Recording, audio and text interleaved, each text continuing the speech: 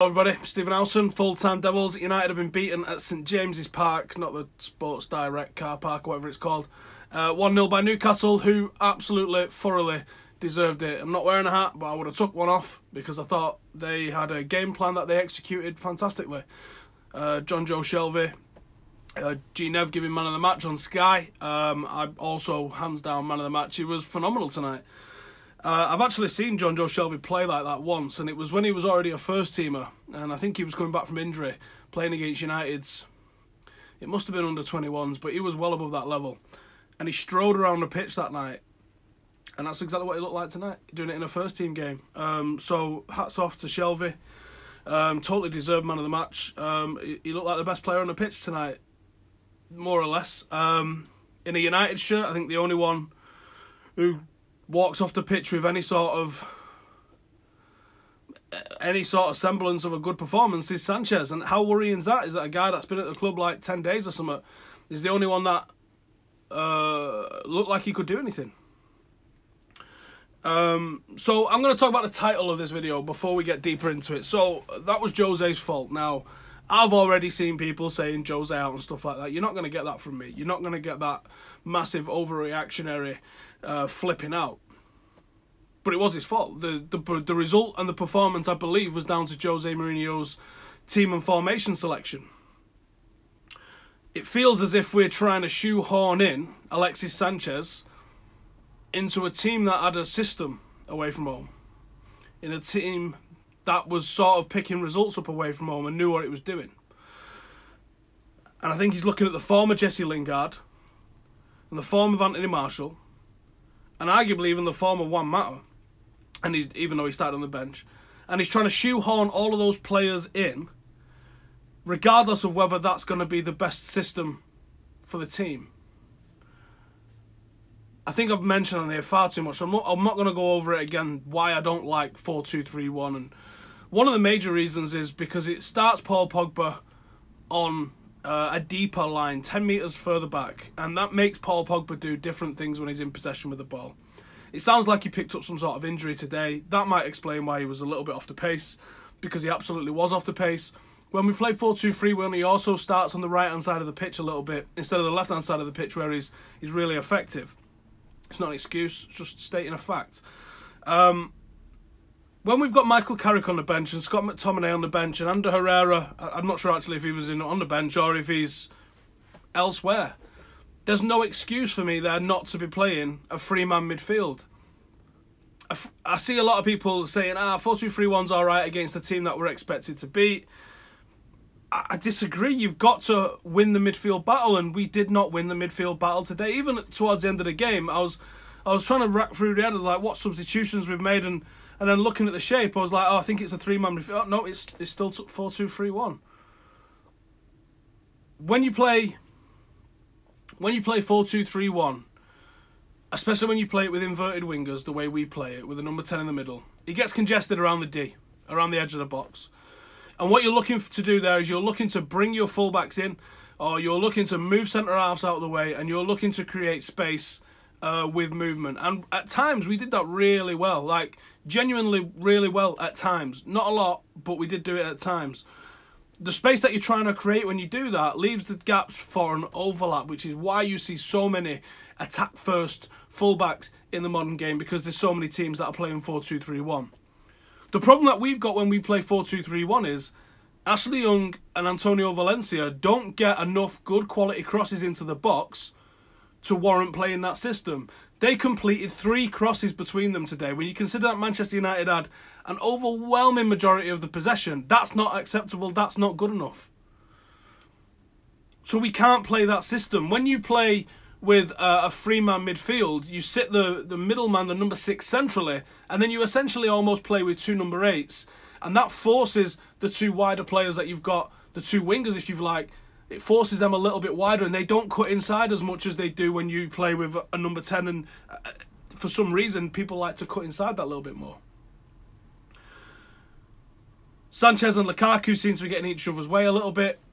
They're both absolutely top draw players. I am sure that will come away at some point. I think Lukaku had 1 shot on goal today. This is a problem. It is a problem with Lukaku. Doesn't mean he's not good enough.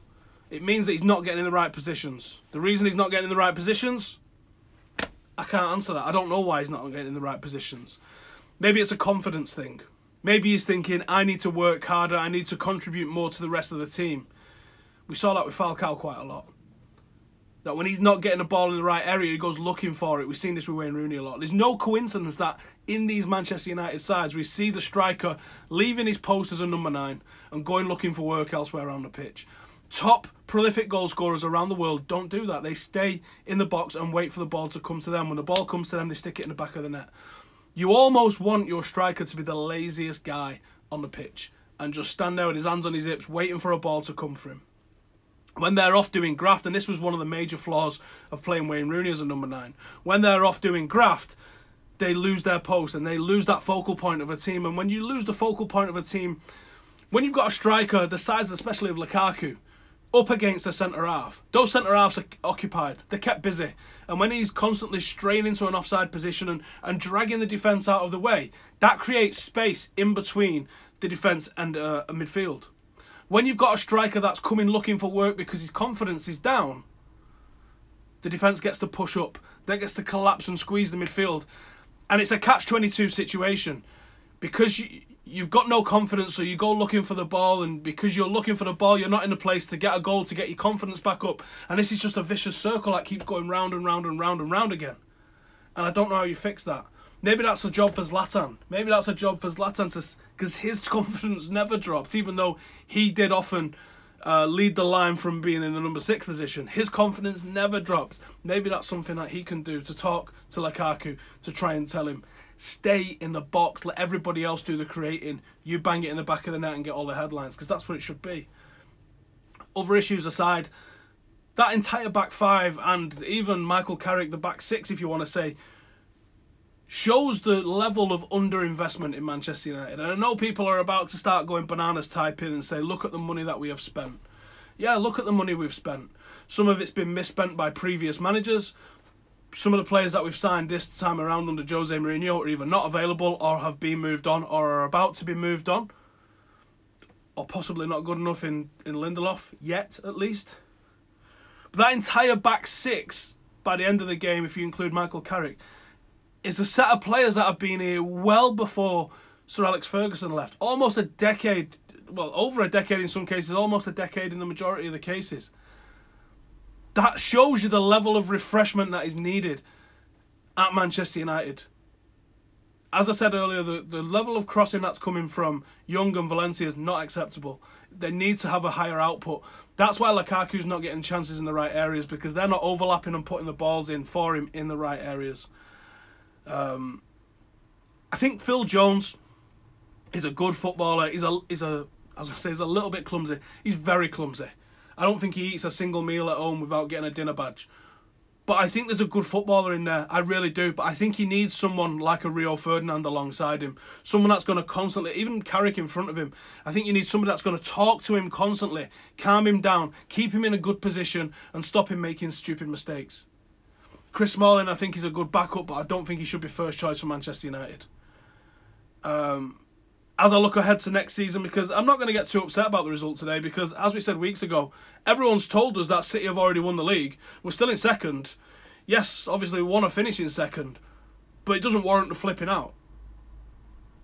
I got to look ahead towards next season. I've got to say, look, do whatever you got to do. Make sure you finish inside the top 2 or 3, so you get automatic qualification. Don't have to mess about with those qualification rounds. But as you look towards next season, you got to say, Fosu Mensah must be rubbing his hands at the performances that he's been putting in at Crystal Palace, saying, I'm taking that fullback slot.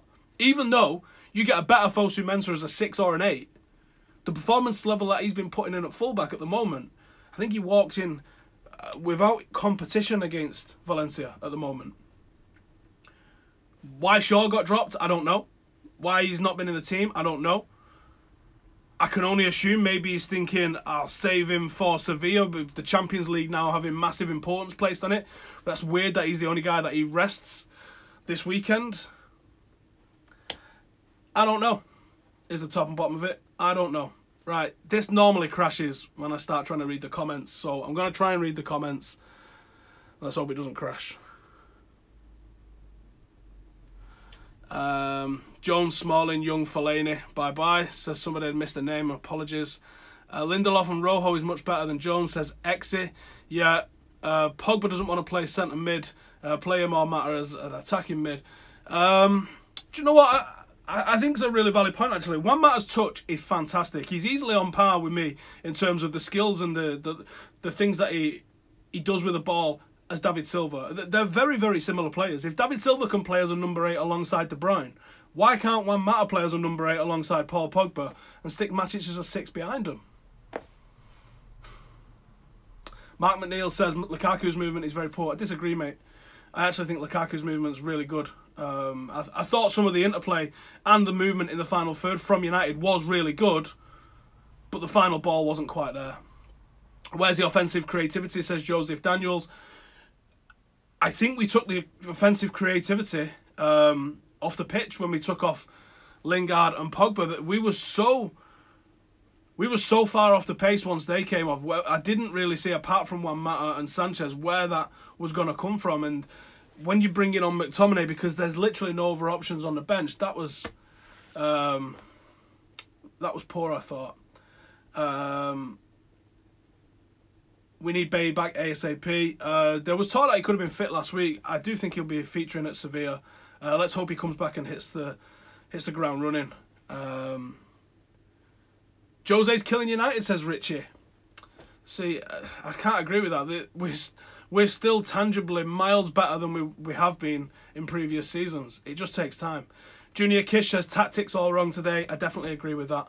I definitely think that the tactics could have been better today. But I think the tactics have been problematic all season. I just don't understand Jose's obsession with 4-2-3-1. I simply don't understand it. I don't understand it. Sanjar says, hate when Young tries to dribble out of defence. There was at one point, Young takes a throw in, he plays it to Pogba.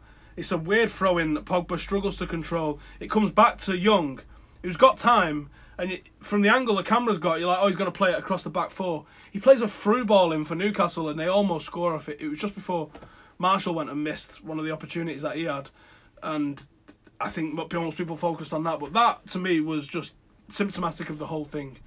Mistakes like that are going to cost you games in the long run.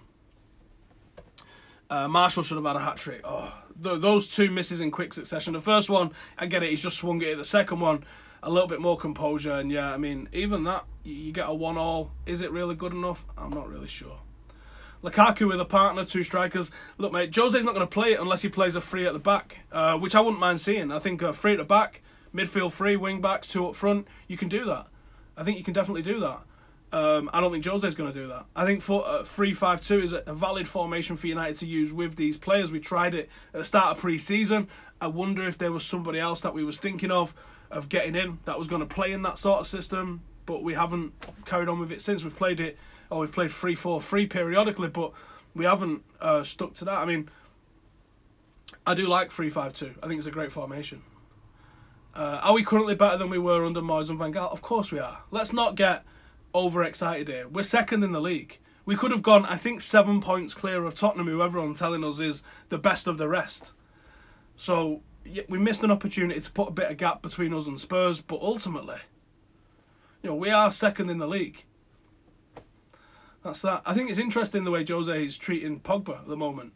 I reckon you're probably going to see loads of reports that say Pogba and Jose have fell out, and you know what? I'm going to tell you, they're utter bollocks. I reckon Jose's maybe doing a little bit of what we've already seen him do with Marshall and seen him do with Luke Shaw. So that's that one, I think.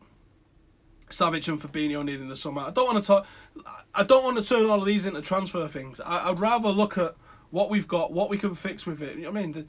There's too much of football revolves around transfers. Transfers are a small part of what we love about this game.